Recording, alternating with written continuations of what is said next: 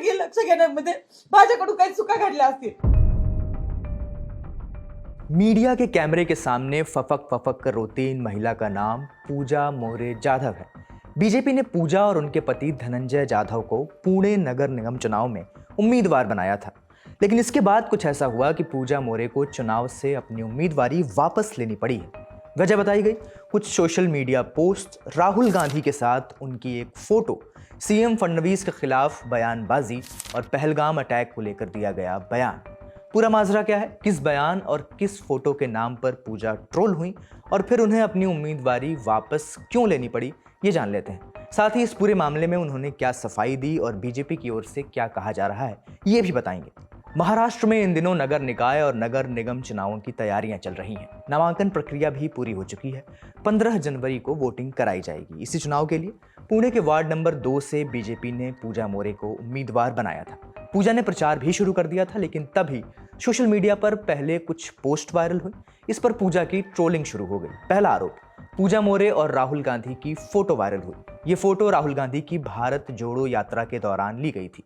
इस फोटो में पूजा राहुल गांधी की भारत जोड़ो यात्रा में शामिल हुई थी। इसे लेकर कथित तौर पर बीजेपी कार्यकर्ताओं ने सवाल उठाए। हालांकि पूजा ने इस फोटो पर सफाई भी दी। पूजा ने कहा, यह तस्वीर तब ली गई थी जब वह भारत जोड़ो यात्रा के दौरान किसानों के मुद्दों से संबंधित ज्ञापन सौंपने के लिए उनसे मिली थी। मैं बीजेपी की विचारधारा के साथ हूं और मैं हमेशा पार्टी के साथ ही रहूंगी। दूसरा आरोप, पहलगाम आतंकी हमले के समय पूजा मोरे और उनके पति धनंजय जाधव जम्मू कश्मीर में मौजूद थे। मीडिया से बातचीत के दौरान उस समय पूजा मोरे ने कहा था कि इस मामले को हिंदू मुस्लिम नजरिए से नहीं देखना चाहिए।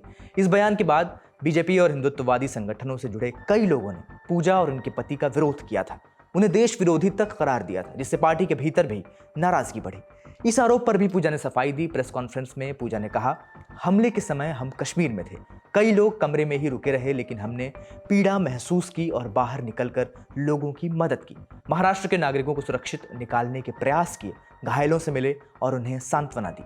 शुरुआती जानकारी के आधार पर मैंने कहा था कि आतंकवाद देश को हिंदू मुस्लिम में बांटना चाहता है, पर बाद में घायलों की बातों से साफ हुआ कि हमला धर्म पूछकर किया गया था।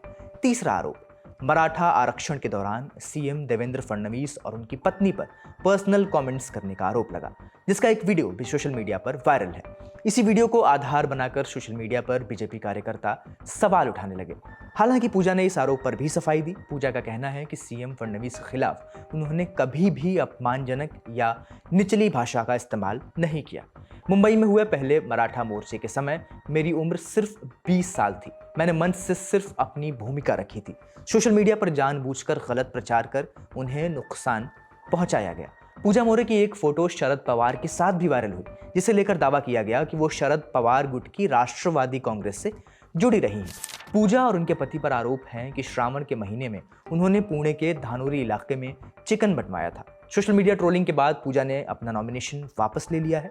पूजा ने कहा है कि सोशल मीडिया पर मेरे बारे में गलत जानकारी फैलाई गई, यह दिखाने की कोशिश की गई कि मैं बीजेपी की विचारधारा में विश्वास नहीं करती हूँ। जिस तरह से ट्रोलिंग हो रही है उसको देखते हुए मैंने सोच समझकर अपना नामांकन वापस लिया है।